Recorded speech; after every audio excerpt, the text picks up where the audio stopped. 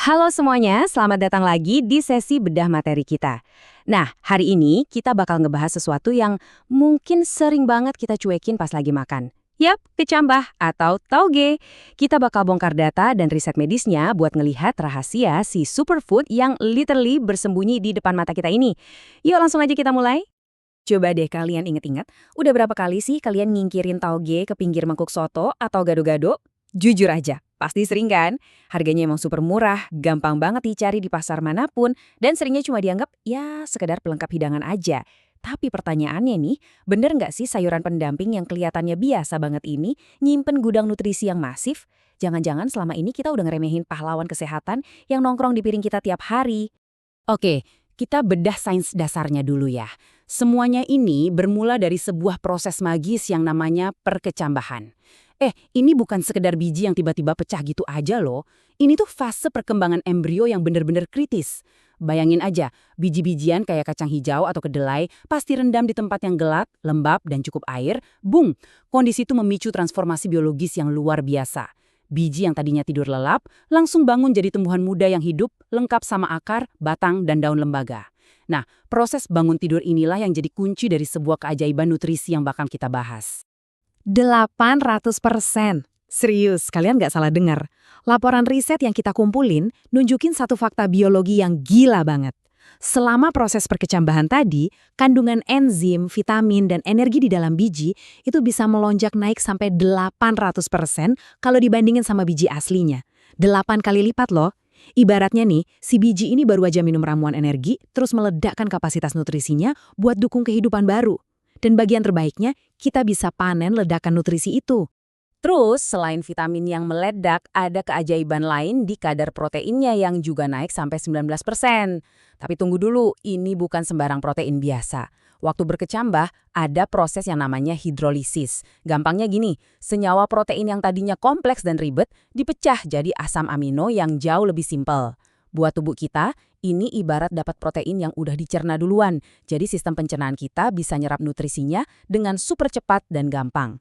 Nutrisi dapatnya maksimal, tapi kerja ususnya minimal. Keren banget kan?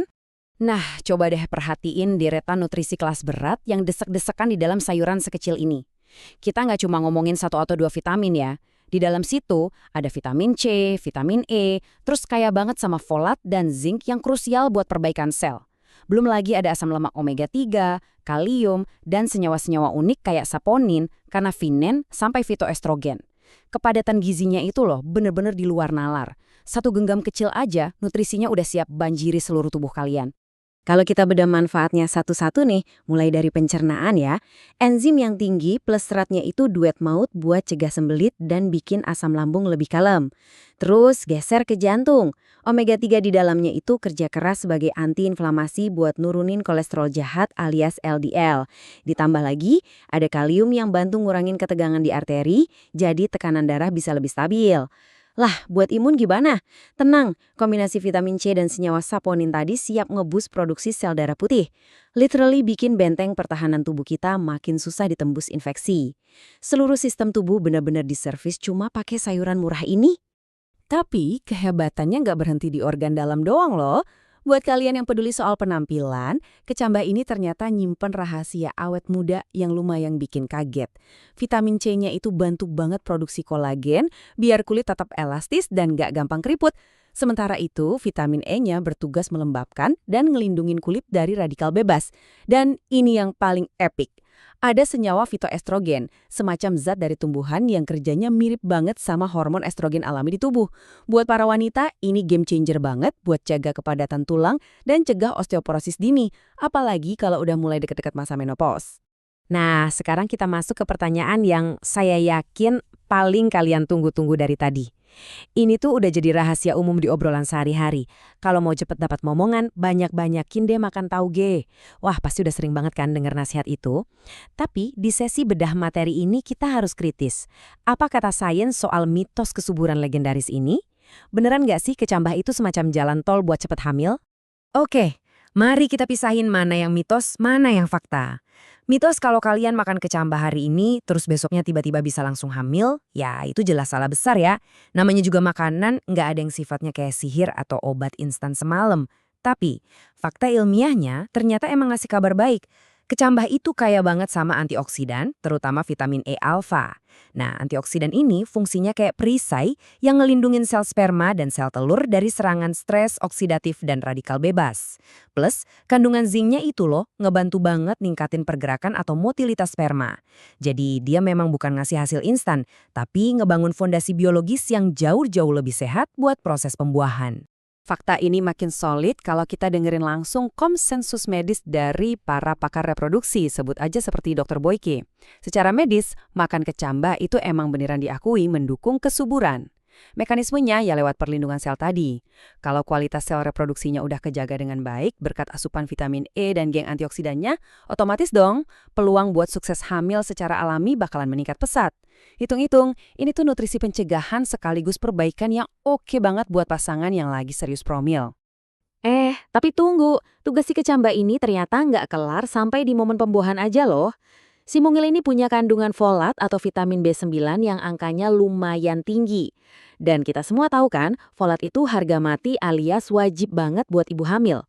Kenapa? Karena folat ini turun tangan langsung buat ngelindungin bayi yang lagi berkembang di dalam perut dari resiko cacat tabung saraf.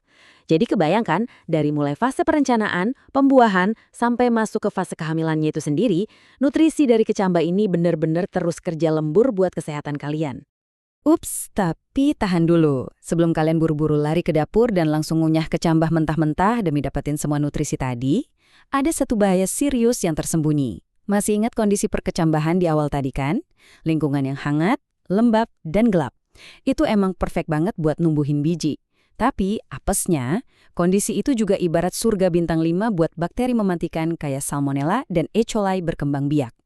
Makanya, nekat makan kecambah mentah, apalagi buat ibu hamil, lansia, atau anak-anak, itu bahaya banget. Risikonya bisa memicu keracunan makanan yang lumayan parah. Nah, makanya ada beberapa protokol keamanan yang mutlak harus kita lakuin. Dapetin nutrisi super dari kecambah itu gampang kok, asalkan patuh sama 3 langkah simpel ini. Pertama, pastiin beli yang segar dari tempat yang bersih. Cek dulu, jangan sampai berlendir atau baunya udah asem ya.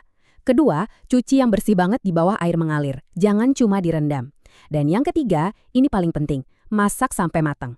Emang sih ada pakar yang bilang setengah matang aja, biar vitamin C-nya utuh. Tapi, khusus buat ibu hamil, masak sampai matang sempurna adalah jalan ninja paling aman buat matiin bakteri membandel kayak E. coli. Nggak mau ambil risiko dong pastinya. Jadi, kita udah ngeliat langsung ya, gimana sayuran murah yang sering disingkirin dari mangkuk soto, ini ternyata punya lonjakan nutrisi yang gila-gilaan.